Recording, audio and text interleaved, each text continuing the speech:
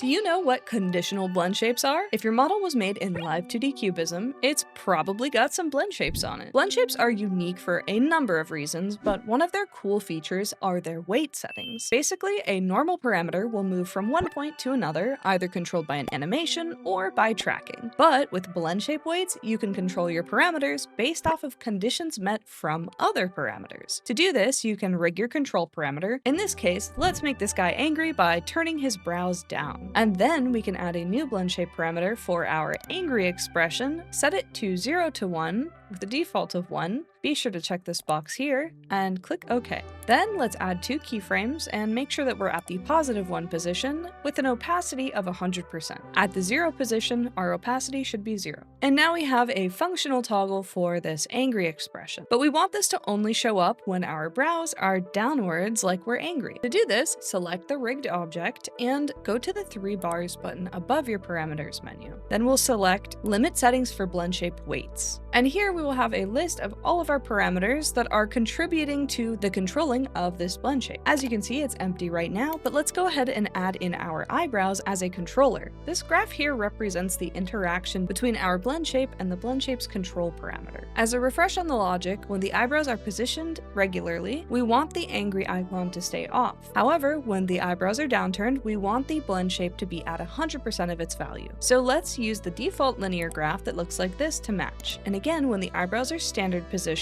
the angry icon will be at 0, and when the eyebrows are downturned, the angry symbol should be visible. Now this works, but the blending isn't ideal, and that's because our linear graph starts increasing from any value above 0. So maybe we want it to be a little bit of a closer cut. To do that, let's open our blend shape graph back up and add in an additional point a little bit further down the lines so that the change happens in a much smaller window. And now that change is much smoother. You can apply this concept to pretty much anything, including things like changing mouth forms when your brows are angry or squinting your eyes when you smile. And you can even use conditional blend shapes like this to make sure that certain clothing parts work with other toggles. If you're ever worried about expressiveness, make sure to ask your rig artist about adding some expressive blend shapes.